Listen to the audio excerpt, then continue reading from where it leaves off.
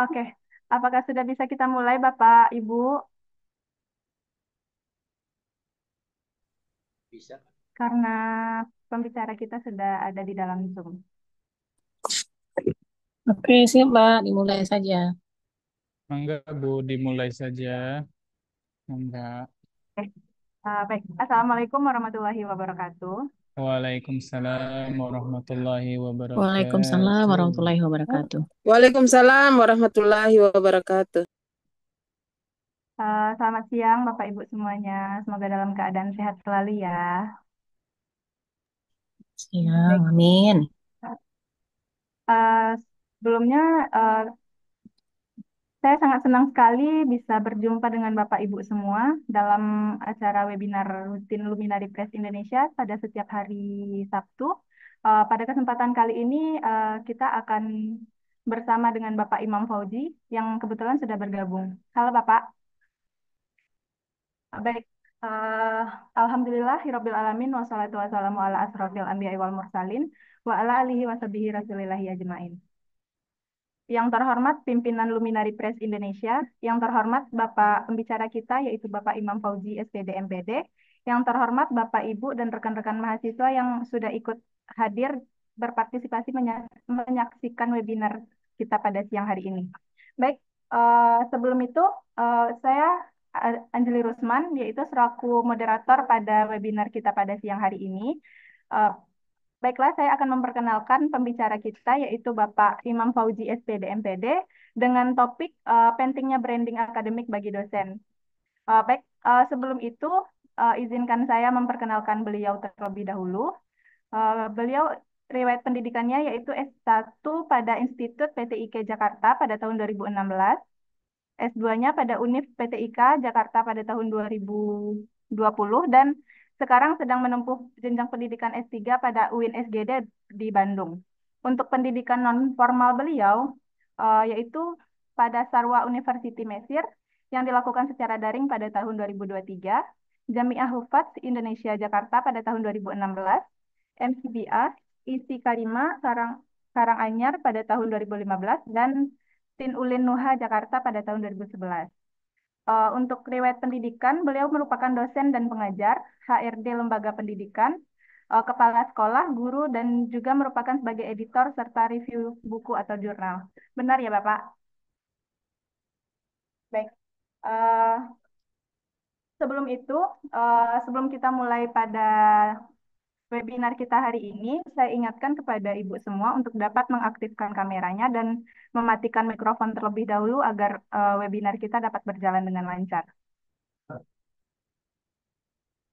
Baiklah, tanpa berlama-lama, dipersilahkan waktu dan tempat kepada Bapak Imam Fauzi untuk dapat memulai presentasinya pada siang hari ini. Silakan Bapak. Baik. Terima kasih. Mohon izin untuk suara, apakah sudah terdengar dengan jelas, Ibu? Sudah Terdengar. Jelas jelas Pak. suaranya, Pak. Sudah jelas Jelas ya. suaranya. Baik, Ya, baik, sip. terima kasih. Bismillahirrahmanirrahim. Assalamualaikum warahmatullahi wabarakatuh. Waalaikumsalam Waalaikumsalam warahmatullahi warahmatullahi wabarakatuh. wabarakatuh. Bismillah. Selamat siang bagi semuanya dan juga dari penyelenggara kegiatan hari ini. Terima kasih banyak atas kesempatan yang diberikan sehingga kita bisa terhubung melalui dunia maya ini dan mudah-mudahan nanti kita bisa memberikan manfaat antara satu dengan yang lain dan juga bisa memberikan sharing-sharing pengalaman baik dari penyelenggara ataupun saya sebagai pemateri hari ini ataupun juga nanti feedback dari Bapak Ibu semua peserta pada siang hari ini.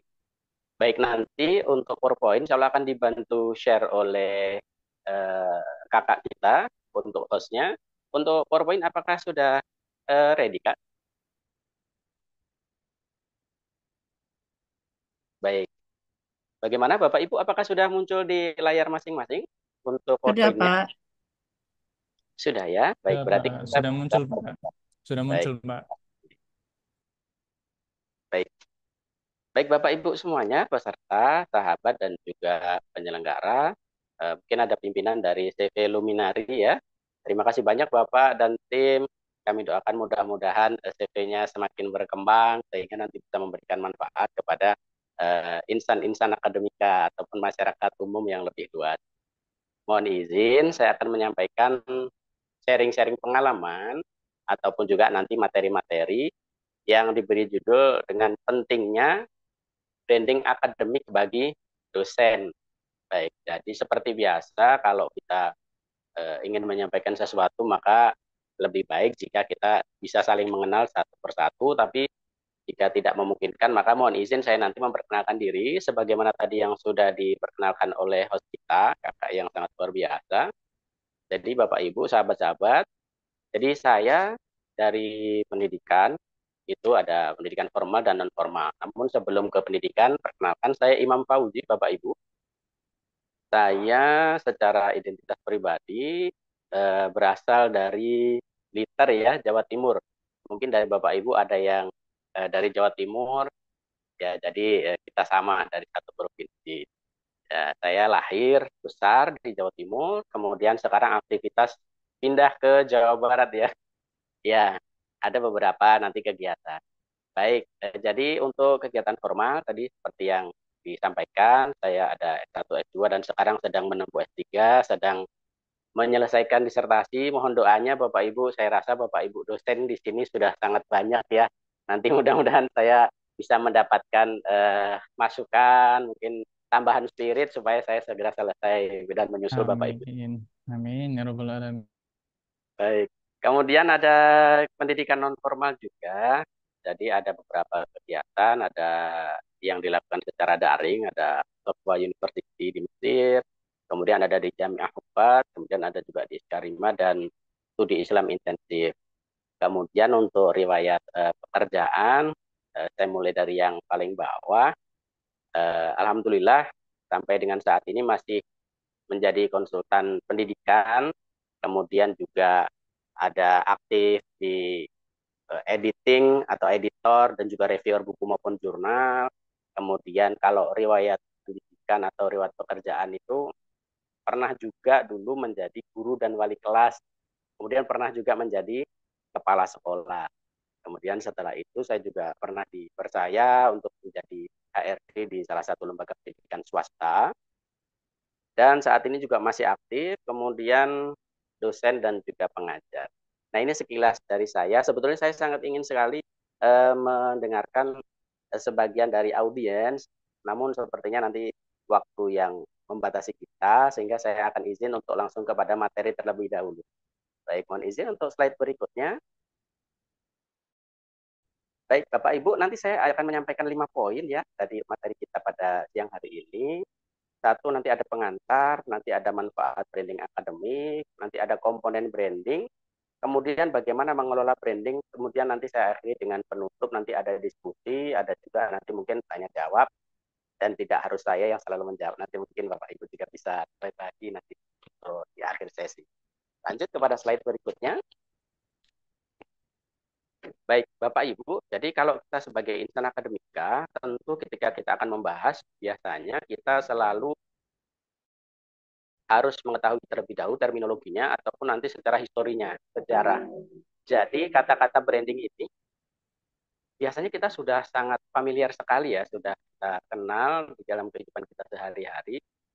Namun ada sejarah kata branding yang cukup menarik Bapak Ibu. Jadi kalau kita melihat atau merujuk beberapa literatur, baik buku maupun jurnal ataupun media yang lainnya, itu kata-kata branding itu kan ada kata brand, kemudian ada akhiran ing-nya.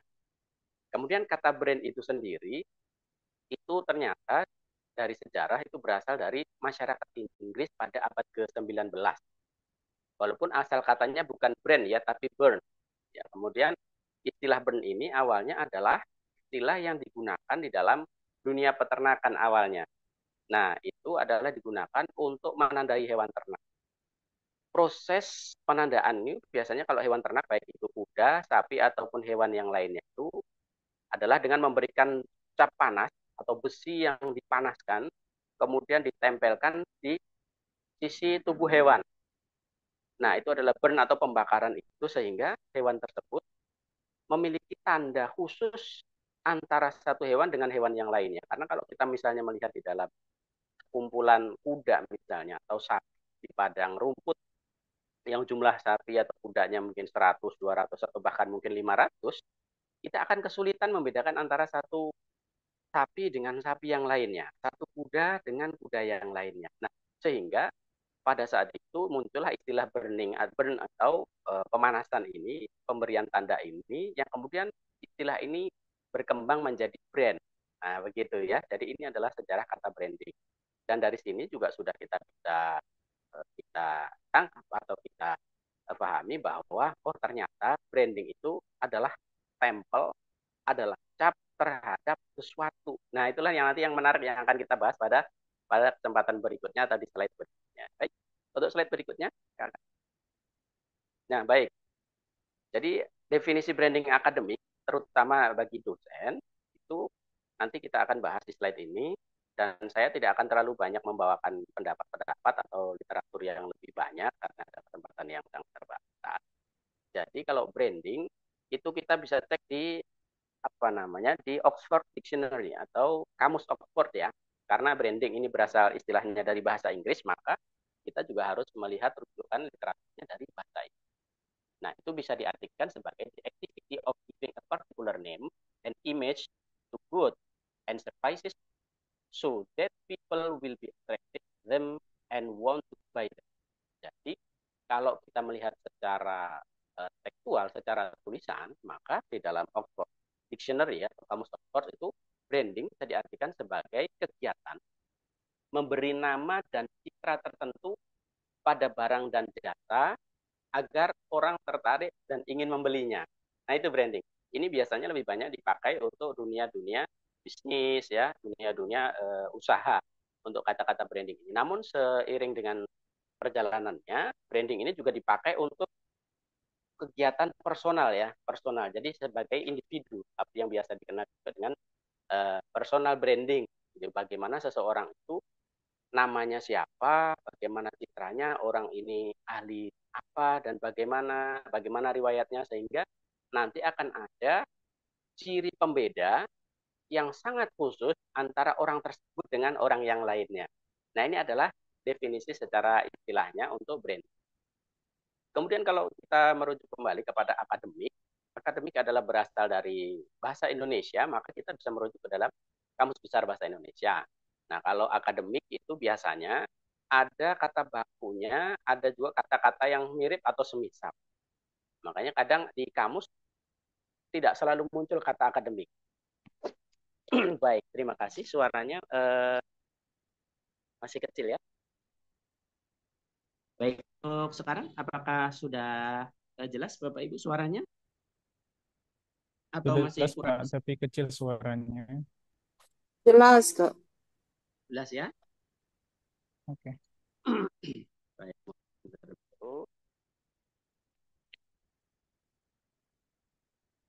Baik.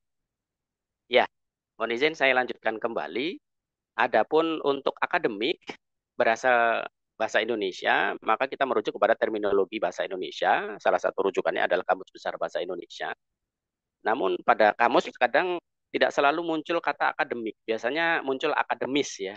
Tapi ada juga di kamus yang mencantumkan akademik itu masuk ke dalam Kamus Besar Bahasa Indonesia. Tapi kalau misalnya secara umum, akademik itu bersifat ilmiah, bersifat ilmu pengetahuan, bersifat teori, bahkan dicantumkan tanpa arti praktis yang langsung. Jadi ketika kita berbicara akademik memang itu lebih kepada bersifat pengetahuan ilmiah teori dan belum bersifat praktis atau langsung. Maka biasanya sering kita dengar pada penggunaannya adalah para akademisi atau para praktisi. Nah, kalau praktisi kebalikannya. Kalau praktisi adalah orang yang praktik secara langsung, namun akademisi adalah dari sisi teori-teori ataupun dari sisi ilmiahnya, pengetahuan-pengetahuannya. Nah, ini adalah definisi secara umum antara branding dengan akademik. Next slide.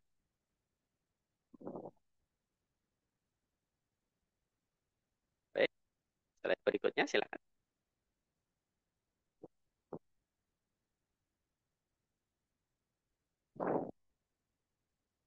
Baik, untuk slide berikutnya nanti sambil kita menunggu hostnya. Setelah ini kita akan membahas tentang dosen ya, Bapak, Ibu, dan sahabat semuanya. Untuk slide-nya masih belum berganti ya. Ah, ini dia. Baik. Sejarah, definisi, dan dosen. Saya rasa untuk dosen pengertian dosen secara terminologi. Nah, ini juga kita semuanya sudah sama-sama memahami bahwa pengertian dosen, betul Kak, yang tadi pengertian dosen. Ya, dosen adalah seorang pendidik profesional, sebelumnya, slide sebelumnya ya, pendidik profesional dan ilmuwan dengan tugas utama, satu, mentransformasikan, yang kedua adalah mengembangkan, yang ketiga, menyebarluaskan ilmu pengetahuan, teknologi, dan seni melalui pendidikan, penelitian, dan pengabdian kepada masyarakat. Nah, mungkin sebagian besar dari peserta kita pada siang hari ini adalah sebagian besar mungkin dari dosen ya, mungkin ada Bapak Ibu guru, ada juga dari profesi-profesi yang lainnya, tidak masalah.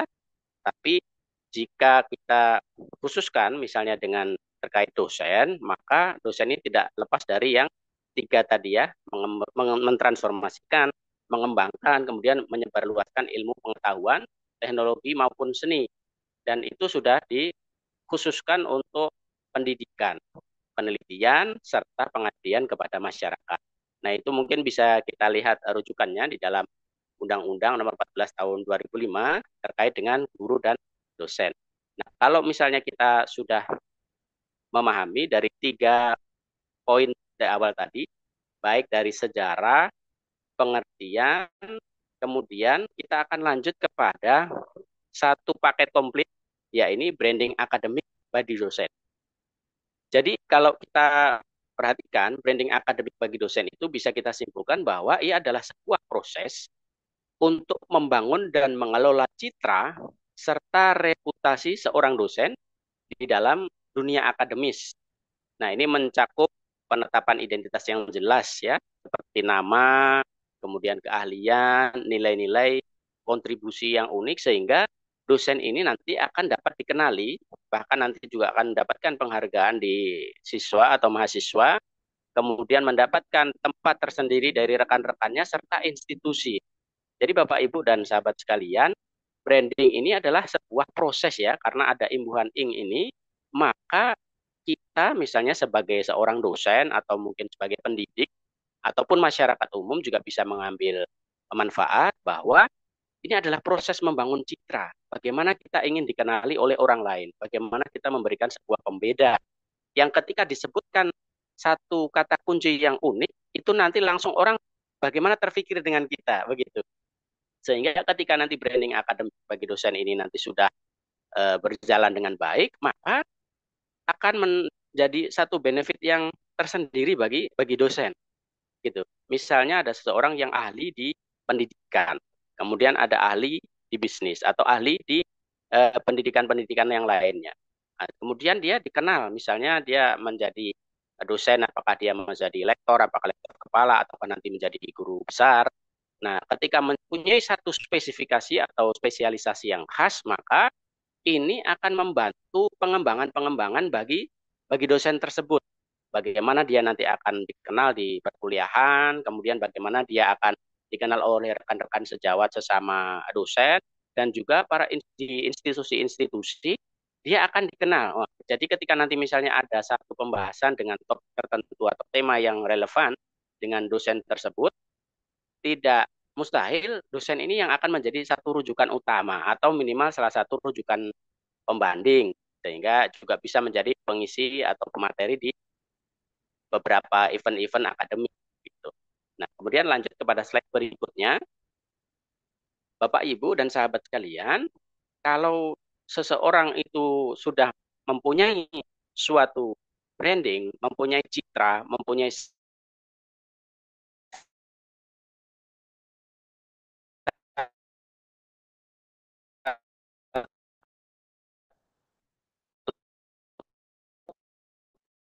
kekhasan, maka itu saat ini di tengah derasnya informasi kita kadang kurang memberikan satu spesialisasi terhadap brandingnya. Misalnya nanti kalau misalnya kita melihat di dalam konteks media sosial misalnya, ketika seseorang itu sudah mengambil satu niche branding untuk dirinya itu sebagai insan misalnya pendidikan misalnya, maka alangkah lebih baik jika sebagian materi-materi, sebagian konten-konten dia di media sosial itu adalah mendukung branding dari seorang dosen tersebut. Sehingga nanti orang yang baru kenal ataupun yang sudah lama kenal itu bisa langsung menangkap, oh ini yang kemarin, oh ini materi yang sudah pernah disampaikan oleh dosen A misalnya, dan seterusnya. Nah,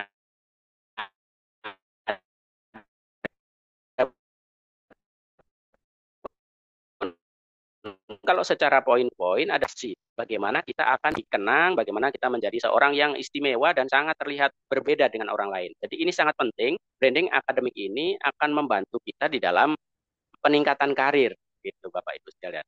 Kemudian yang berikutnya, ini juga bermanfaat bagi dosen untuk menarik mahasiswa.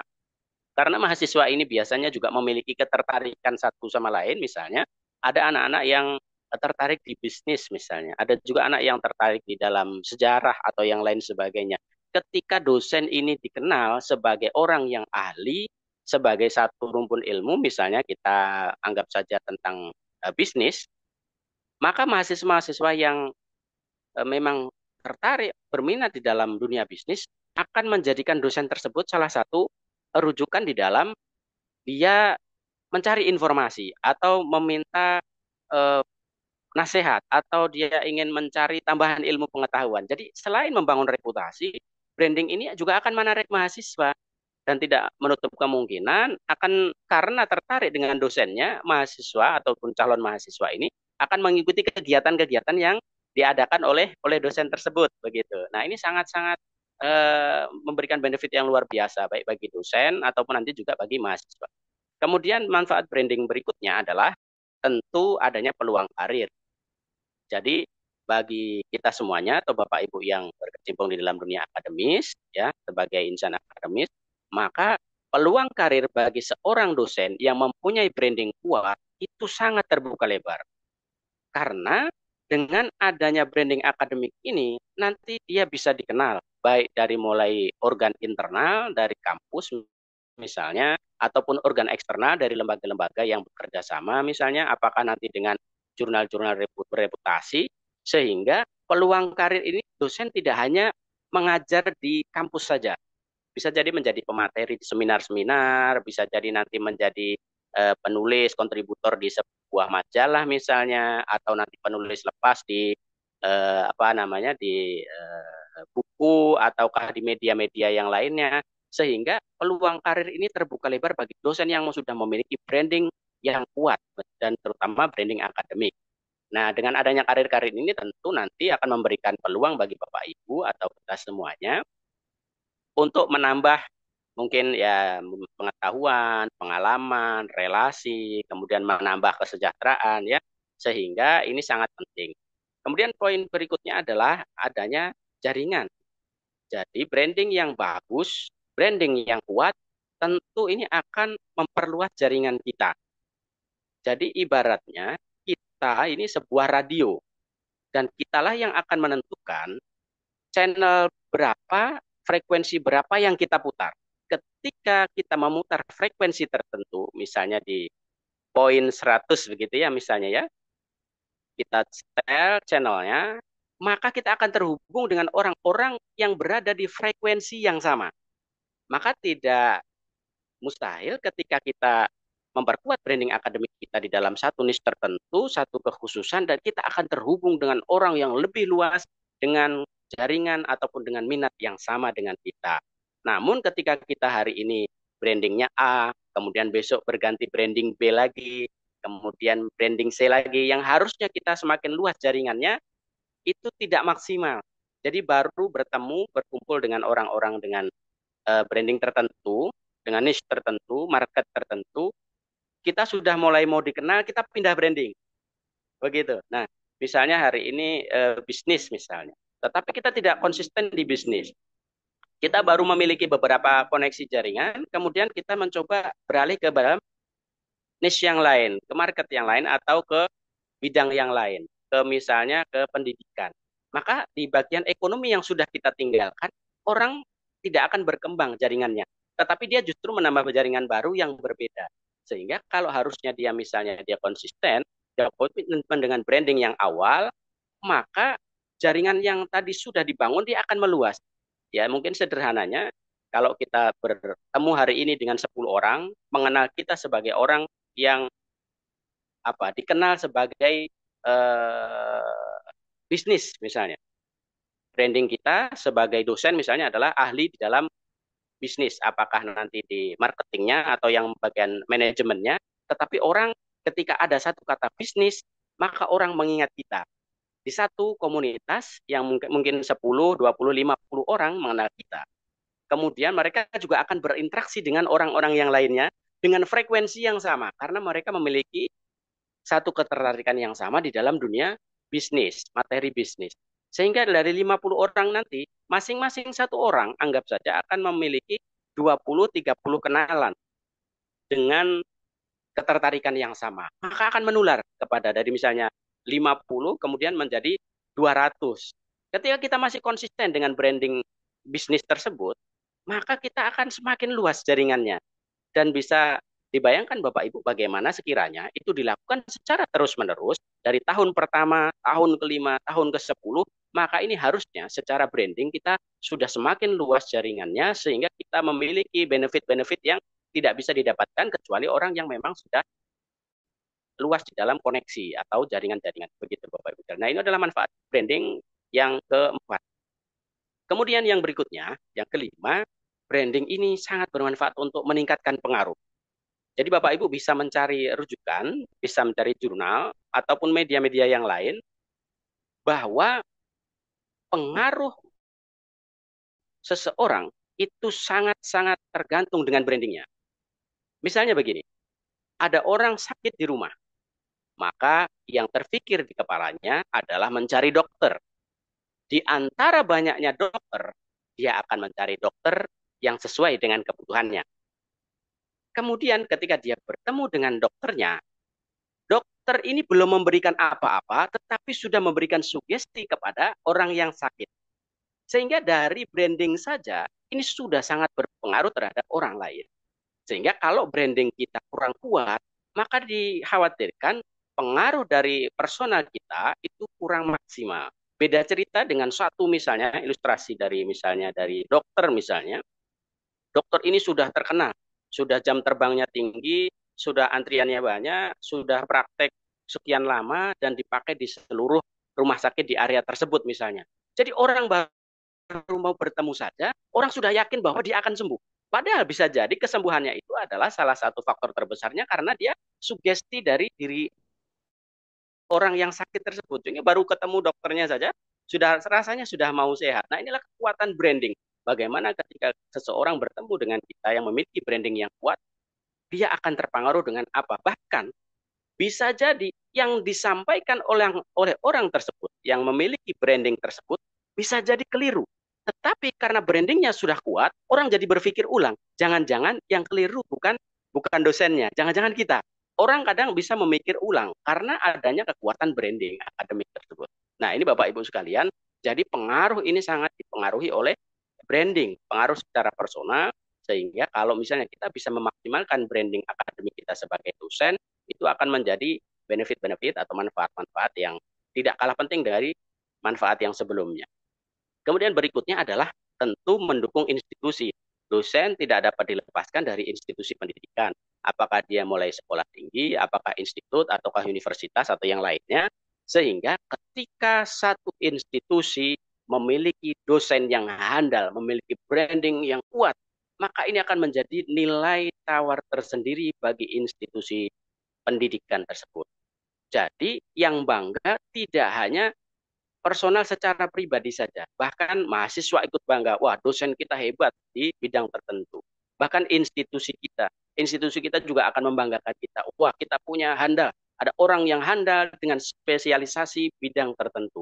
Nah tentunya ini adalah sangat bermanfaat sekali bagi kita. Kemudian bermanfaat juga bagi orang-orang yang ada di sekitar kita. Baik Bapak Ibu sekalian dan sahabat, jadi branding akademik akan membantu dosen mencapai keberhasilan di dalam karir dan memberikan dampak positif di dunia pendidikan. Gitu. Baik, untuk next slide-nya. Nah, Bapak Ibu, jadi kalau kita sudah mengetahui sejarah, kemudian arti, kemudian tadi manfaat, kita penting juga untuk mengetahui komponen-komponen yang diperlukan agar branding yang akan kita gulirkan atau branding yang akan kita rencanakan itu bisa berjalan dengan maksimal. Jadi ada beberapa komponen di beberapa literatur banyak sekali, tetapi kita bisa simpulkan menjadi 4 hal. Jadi untuk kita bisa memiliki branding yang kuat, tentu yang pertama adalah identitas diri kita. Ada nama, ada gelar, ada spesialisasi. Nah ini sangat penting Bapak Ibu, karena kalau nama kita misalnya, itu adalah nama yang pasaran. Misalkan sama-sama namanya Indonesia, Joko misalnya ya. Nah ini kan namanya saya rasa dikenal oleh kita semuanya. Jadi misalnya ada 2000 Joko di Indonesia, bagaimana caranya ketika kita bernama Joko, itu orang langsung tertuju bahwa Joko yang dimaksud adalah Joko kita. Nah itu adanya nama, kemudian gelar dan spesialisasi. Ketika orang bertanya, kenal gak sama Pak Joko? Pak Joko yang mana? Oh Joko yang alumni S3 manajemen bisnis. Oh iya ya, oke oke saya tahu. Nah, ketika itu muncul, maka itu menjadi satu komponen utama di dalam personal branding kita. Jadi walaupun ada 2000 orang yang sama namanya dengan gelar yang sama, namun ketika kita memiliki spesialisasi yang berbeda, ciri lain pembeda, maka ini adalah sebuah keunggulan. Jadi yang pertama perlu diperhatikan di dalam komponen branding adalah identitas diri kita. Yang kedua, pentingnya untuk presence online. Jadi Bapak Ibu di dalam era saat ini ya, di sudah teknologi yang sedemikian maju, itu kita juga tidak boleh meninggalkan yang namanya dunia maya, platform online. Karena ini akan membantu branding kita secara personal, baik yang menggunakan website pribadi ataupun platform-platform di dalam dunia akademik. Dan juga tidak kalah penting adalah media sosial.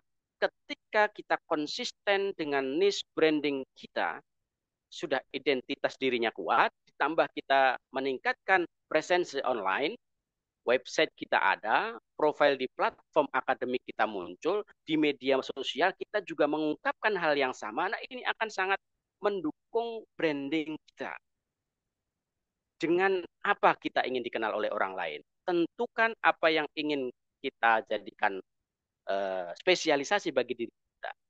Nah, website misalnya, mungkin kalau ada yang pakai website profesional tentu itu lebih baik ya. Tetapi kalau misalnya itu belum bisa, bisa juga menggunakan website-website yang lainnya. Begitu. Nah, ini ketika kita optimalkan, ini juga sebagai wadah untuk mencurahkan pemikiran, gagasan, ataupun memberikan kontribusi kepada masyarakat secara umum. Website pribadi. Ketika di website kita dikenal sebagai misalnya sebagai orang bisnis, kemudian di profil platform akademik kita sering muncul membahas tentang sesuatu topik-topik bisnis, bahkan di media sosial kita mengedukasi masyarakat dengan edukasi-edukasi bisnis misalnya, maka identitas yang sudah kuat ditambah lagi dengan komponen branding presence online. Kemudian berikutnya yang harus diperhatikan bagi kita yang ingin membuat personal branding adalah konten yang berkualitas. Karena hari ini media sudah sangat banyak, konten sudah sangat banjir di sana dan di sini, maka kita harus membuat konten yang berkualitas supaya ketika kita dilihat dan dipublikasikan itu mendukung branding yang sudah kita tetapkan tadi. Baik melalui publikasi-publikasi, melalui blog, melalui presentasi, dan kegiatan-kegiatan yang lainnya. Kalau dosen tentu publikasi-publikasi ilmiah itu sangat didorong. Kemudian adanya penerbitan-penerbitan buku. Jadi kita membuat sebuah konten yang berkualitas, yang ini nanti akan memperkuat branding kita. Misalnya dari hari ini kita sudah menjadi dosen, misalnya pengalaman sudah misalkan 15 tahun, kemudian kita sudah berapa kali melakukan publikasi ilmiah terkait dengan satu topik tertentu, kita juga muncul di dalam blog, kita saling mempresentasikan itu, dan kita juga membuat sebuah buku. Nah, ini kan CV Luminary termasuk yang akan membantu Bapak Ibu semuanya untuk bisa menerbitkan konten-konten berkualitas berupa buku, mungkin seperti itu ya. Nanti sehingga ini akan mendukung branding kita.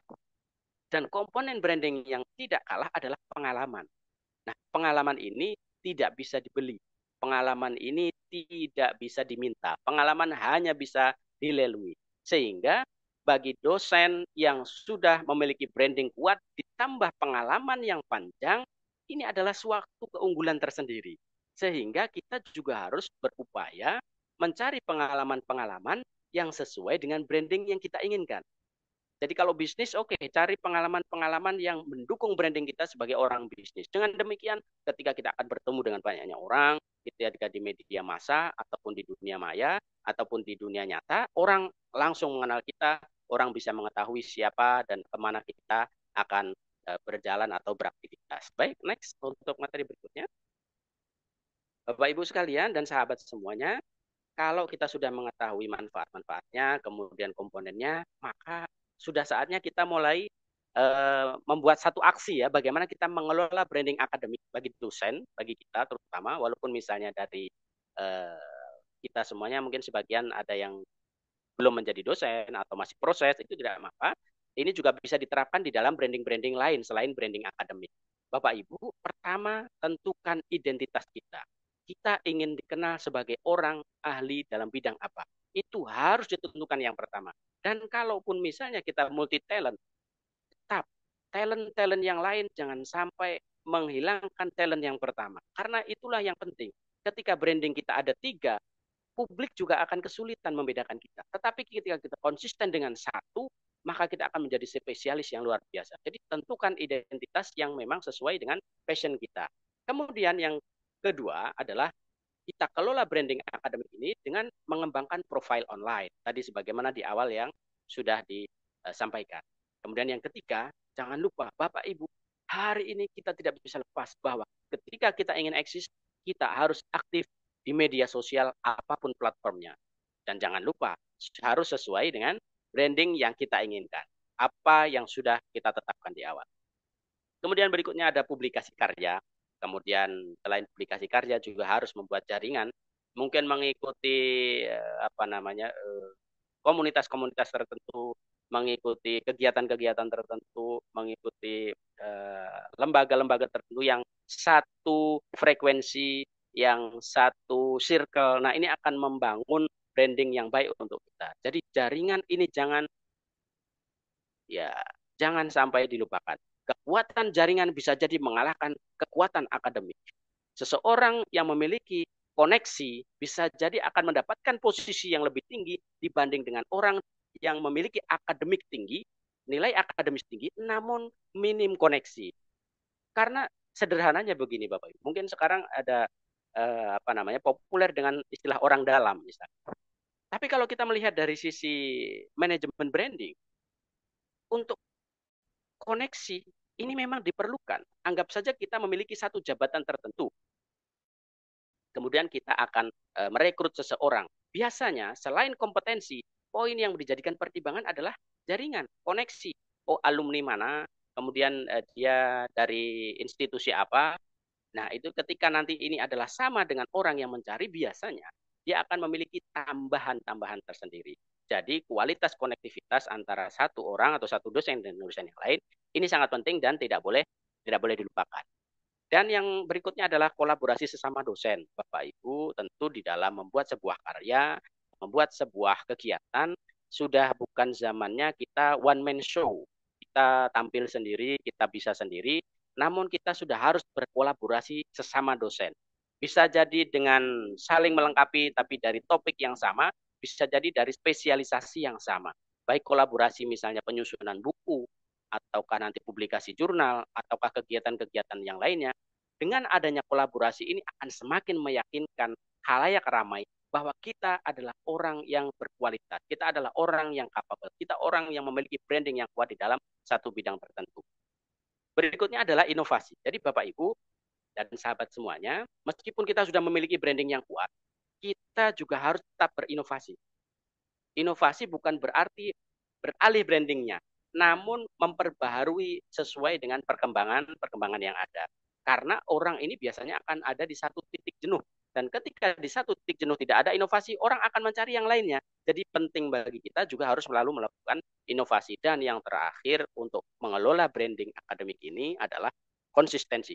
Tidak bisa tidak. Ketika seseorang tidak konsisten, seseorang tidak memiliki kekhususan, maka dia adalah orang yang tidak akan terkenal dengan satu keunikan. Jadi kita harus konsisten dengan branding yang sudah kita pilih, dengan branding yang sudah kita tetapkan dan juga nanti itu akan terus berjalan diperjuangkan sesuai dengan kegiatan-kegiatan kita.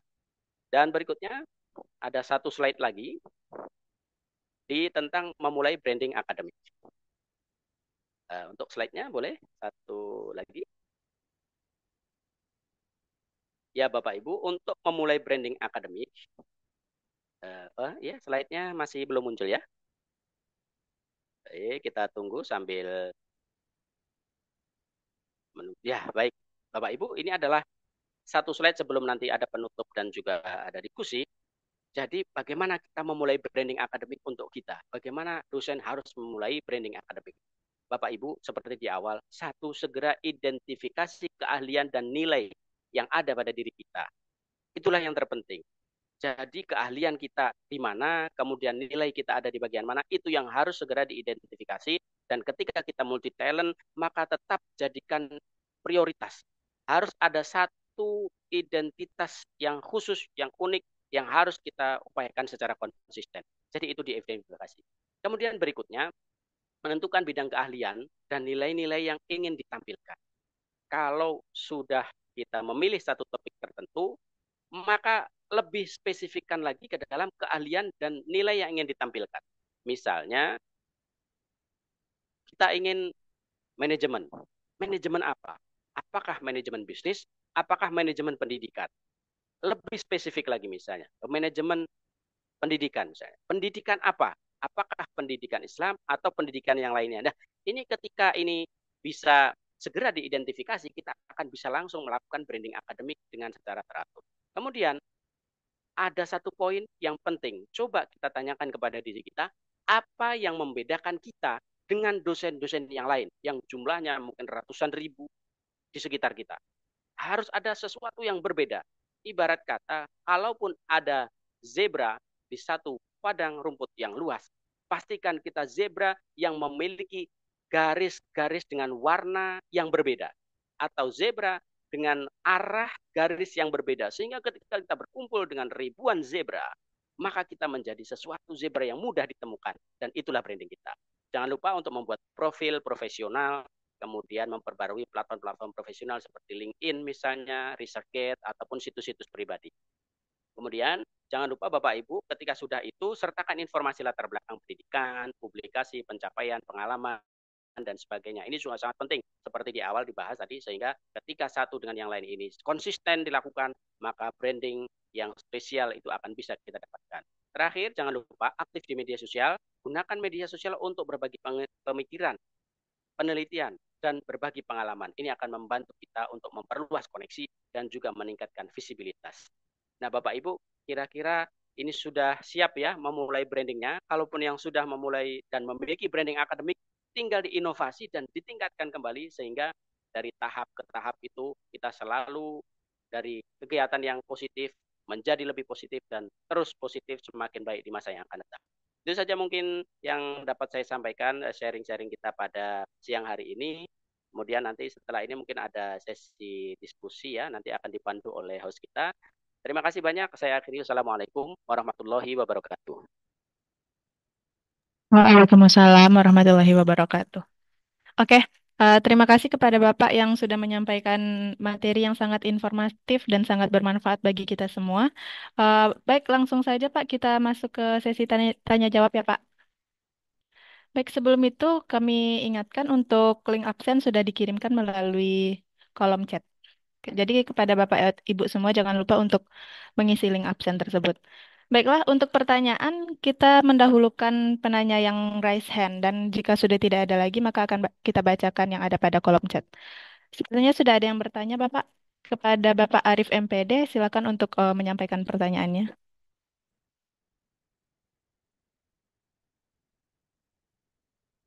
Mohon suaranya diaktifkan terlebih dahulu Bapak.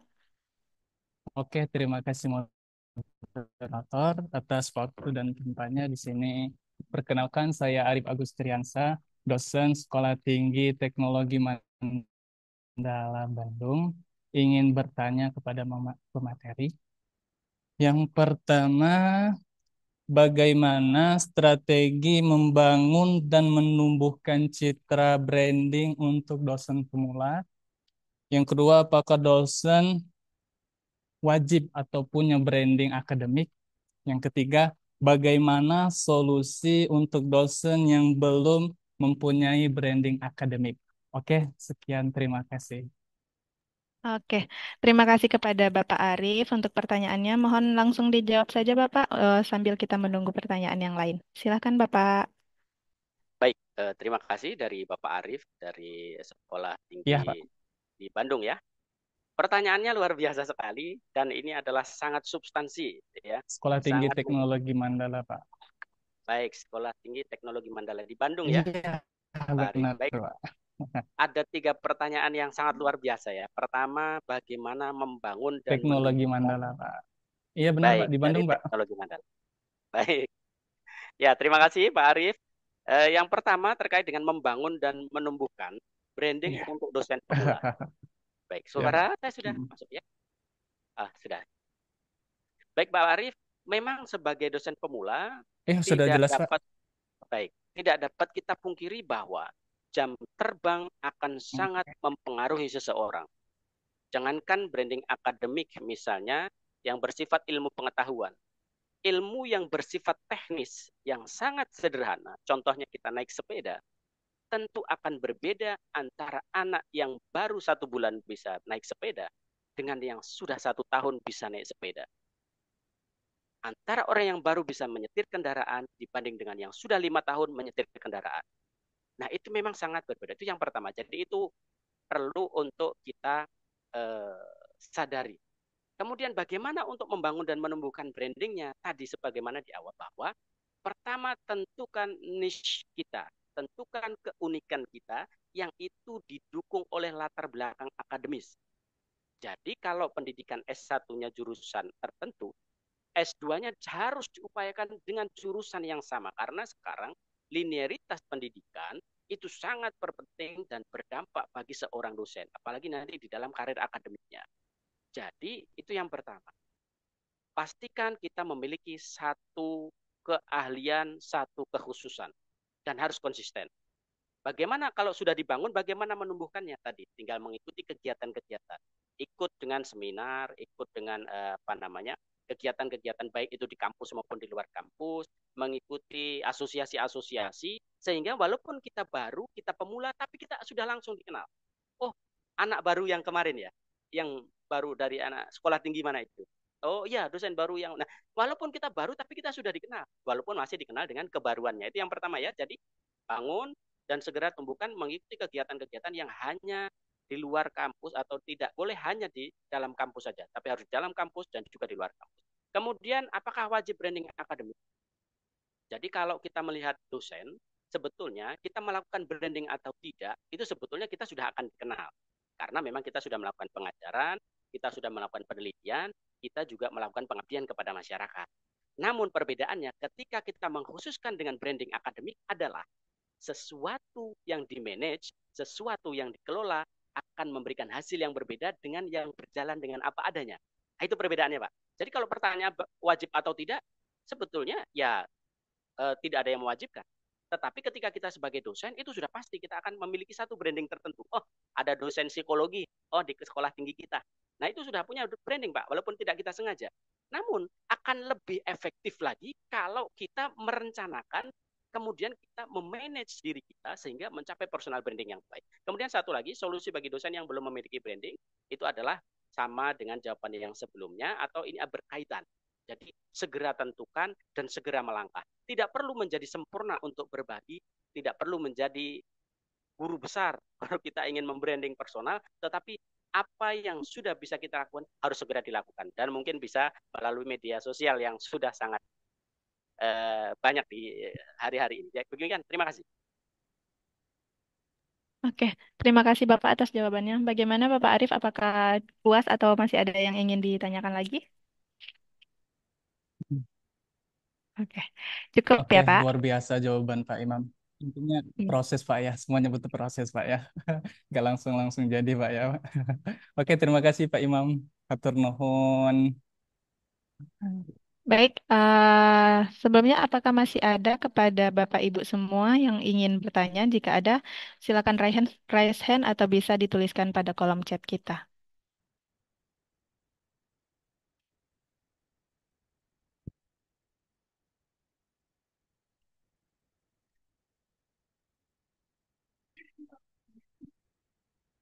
Baik, sepertinya sudah tidak ada lagi ya Pak yang ingin bertanya. Oke,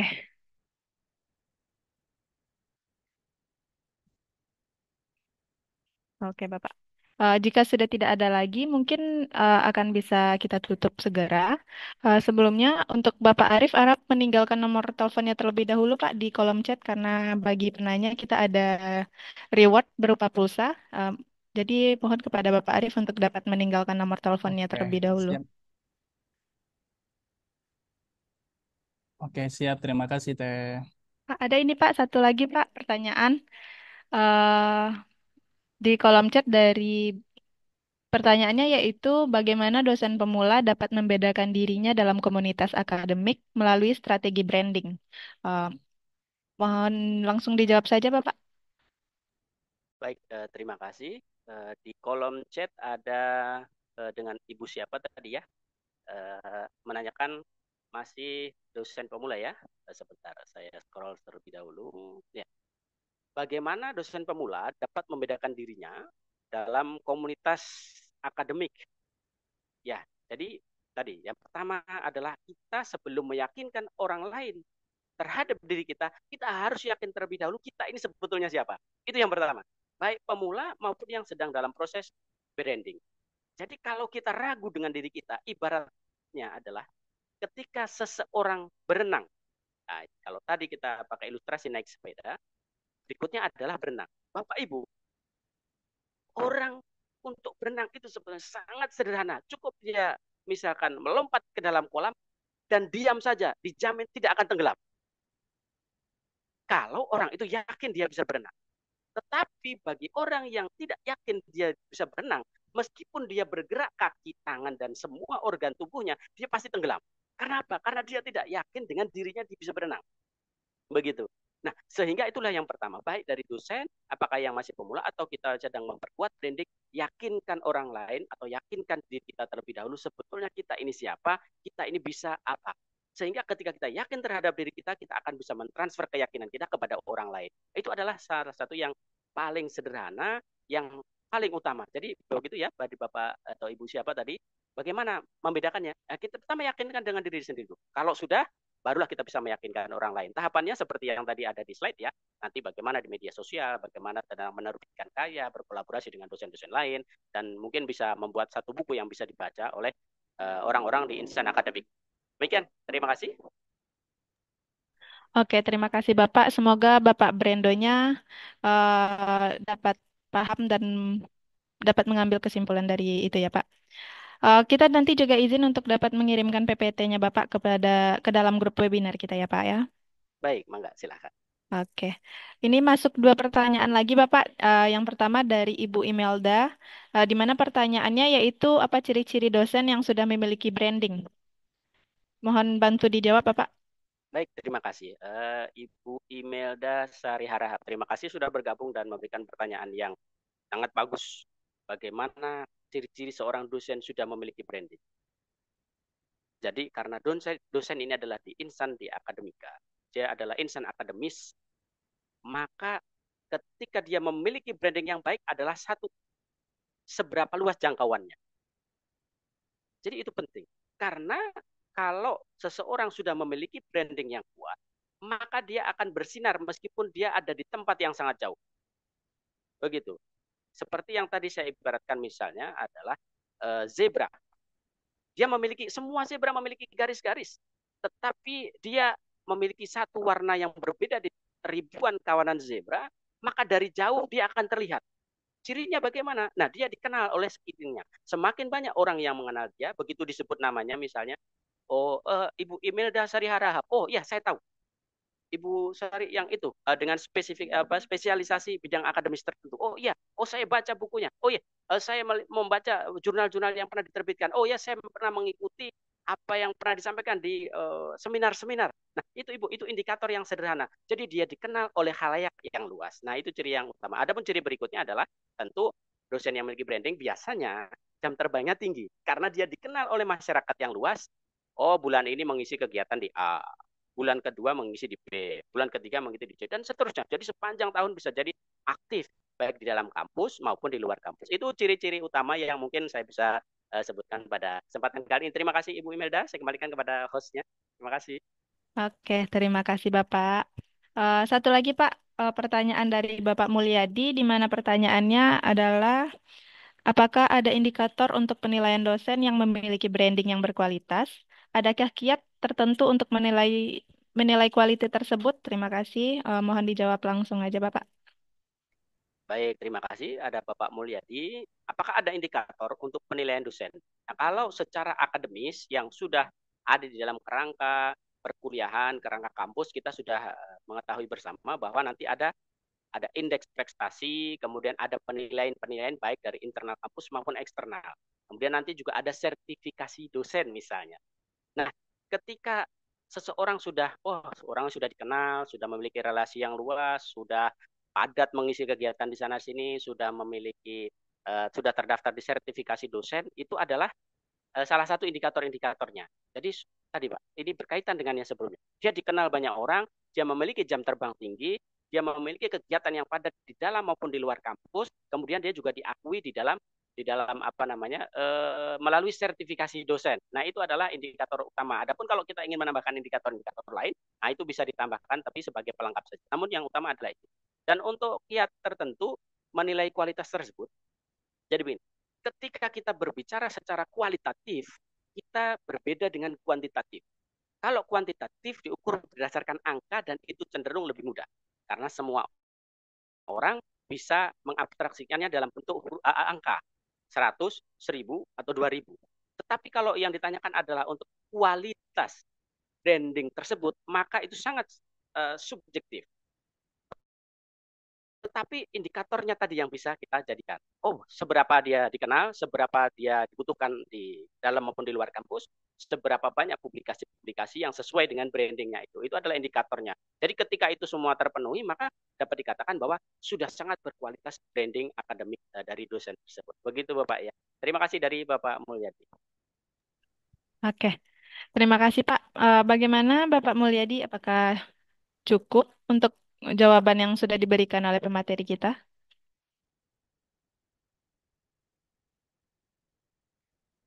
Oke, sepertinya ada kendala jaringan ya Pak. Mungkin yang tadi itu sudah pertanyaan terakhir kita Pak.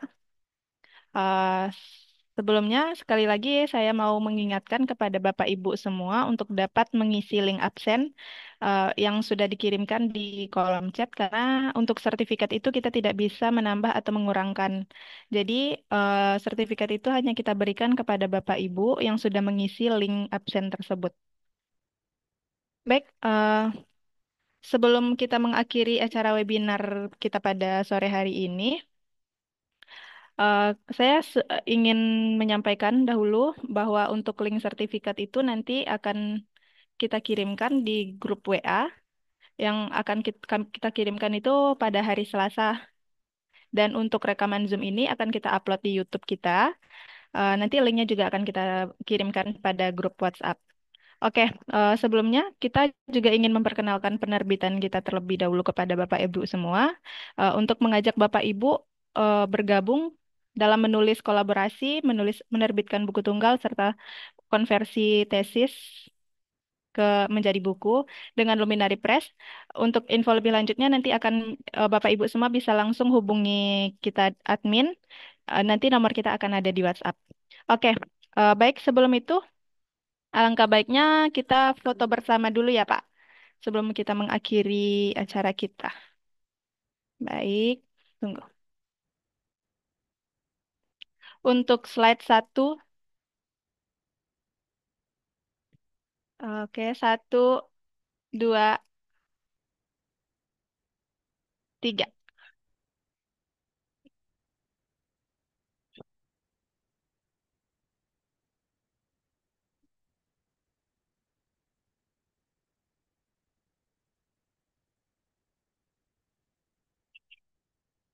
Oke. Slide 2.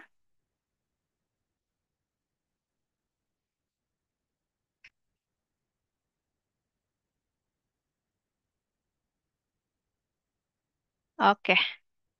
Untuk foto nanti akan kita kirimkan di WhatsApp juga ya, Bapak, Ibu semuanya. Terima kasih Pak Imam atas tadi terpental listriknya di. Terima kasih Pak Imam. Sama-sama Pak Mulyadi. Oke. Kembali kita ingatkan Bapak Ibu semua untuk dapat mengisi link absen bagi Bapak Ibu semua yang bertanya tadi juga diharapkan untuk meninggalkan nomor teleponnya kepada Bapak Arif, Ibu Imelda, Bapak Brendo, dan Bapak Mulyadi untuk dapat meninggalkan nomor teleponnya di kolom chat kita Bapak Ibu. Dan bagi Bapak Ibu yang sudah, Kolom mana, Bu? Nomor iya Pak, teleponnya di mana? eh, silakan dikirimkan di kolom chat kita. Oke, selanjutnya eh, dengan berakhirnya sesi foto bersama tadi, mungkin akan berakhir pula acara kita pada sore hari ini. Sampai jumpa minggu depan. Saya selaku moderator, mohon maaf apabila ada kata-kata yang salah. Wabillahi taufik wal hidayah. Wassalamualaikum warahmatullahi wabarakatuh. Waalaikumsalam Waalaikumsalam Waalaikumsalam warahmatullahi warahmatullahi wabarakatuh. wabarakatuh. Bapak Ibu Terima semuanya. kasih. Terima Semuanya. kasih. Kasih Bapak. Terima kasih Terima Bapak kasih Sekretari. Bapak Terima Ibu, kasih lumayan dapat Pak. pulsa. Terima kasih. Untuk semua. Terima kasih juga Luminari Press. Terima kasih Luminary Press. Terima kasih semuanya. 0812 8391 0164 izin pamit.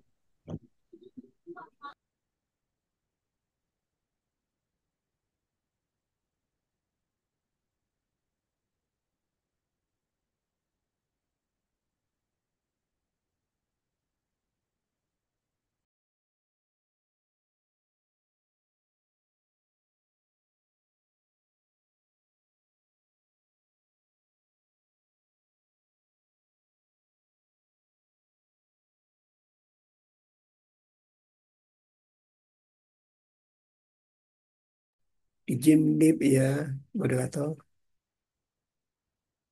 Sampai ketemu. Iya Bapak, Terima kasih, terima kasih. sampai jumpa minggu depan Pak. Di